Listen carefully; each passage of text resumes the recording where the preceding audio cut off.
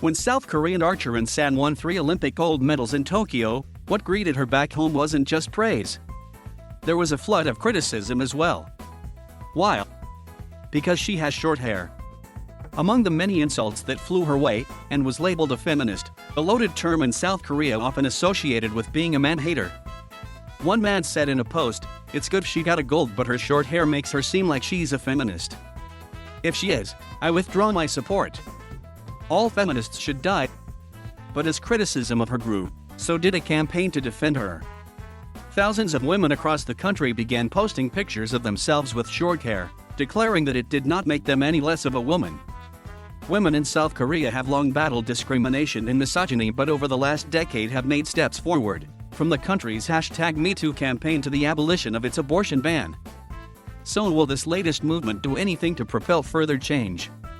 Han Ji-young is the woman at the heart of the short hair campaign on Twitter, and created it under the #women_shortcut_ campaign.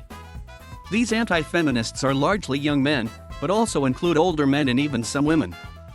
This kind of mass attack sends the message that men can control the female body and a message that females need to hide their feminist identity, she said. "I thought starting a campaign for women to their short hair and to show solidarity to female Olympians would be effective in tackling both issues." Tens of thousands of images began pouring in, many women showing before and after images of themselves with their long and short hair. Others said An San's hair inspired them to go out and get haircuts themselves. But why is short hair associated with being a feminist? Han Ji-young, author of an upcoming book on South Korea's #MeToo movement, said the two were seen as intertwined after the Cut the Corset movement in 2018, where young women challenged long-held beauty ideals by wearing short haircuts and no makeup. Since then, short cropped hair has become something of a political statement among many young feminists, the author added. This feminist awakening a strong backlash by men who thought they had gone too far.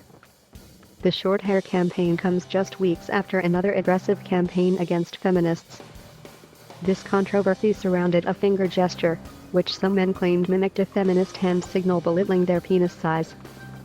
The gesture, involving the thumb and index finger pinched close together, was the logo of Meghalaya, the now-defunct radical feminist online community widely perceived to be anti-male. Brands including convenience store GS25 and fried chicken chains Barbecue Genesis and Kikon were forced to remove print ads containing the gesture earlier this year, following boycott calls. Although the companies likely never intended to make any political statement, it spawned a witch hunt of sorts among men to find any images that looked remotely similar and have them removed. Some men became fixated on the image because they associate it with a particular brand of feminism that they claim demeans and belittles them, said Dr. Judy Hahn, a gender studies professor at the University of California, Los Angeles. At times, the outrage became so loud that companies were driven to apologize. GS25 President Cho Yoon-sun, for example, was demoted over the ad, even though he apologized for causing pain and said the firm would investigate those involved in the design of a poster featuring the gesture and a sausage. Experts say that such apologies only further embolden these angry men. They moved on to the next target, An San, a young Olympian who seemed to epitomize many of the things they hated, said Ms. Young. She had short hair. She went to a women's college. She used some of the expressions these online mobs had somehow defined as misandrist expressions for no clear reason. The anger of these online mobs, mostly comprising young men, largely stems from the fact that they believe women's success comes at their expense. Male-dominated online communities teach young men that all of their suppression is coming from women, for example that they are stealing their seats by performing better in tests, said Ms. Han. Competition for university places and jobs in South Korea is fierce, and some men say they have been unfairly disadvantaged. For instance, all men have to undergo 18 months of military service, which they say delays their chances of getting ahead. There are also more than a dozen women-only universities, with several offering highly sought-after courses, and no male equivalent. But the reality is women in South Korea earn only 63% of men's salaries, one of the highest pay gaps among developed nations. The Economist Glass Ceiling Index also ranks the country as the worst developed nation in which to be a working woman.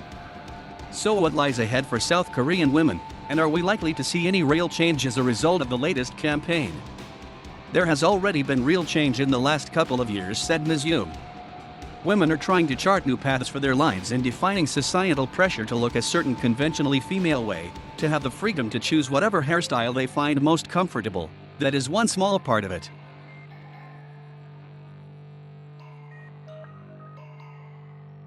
Thank you for watching. Please subscribe.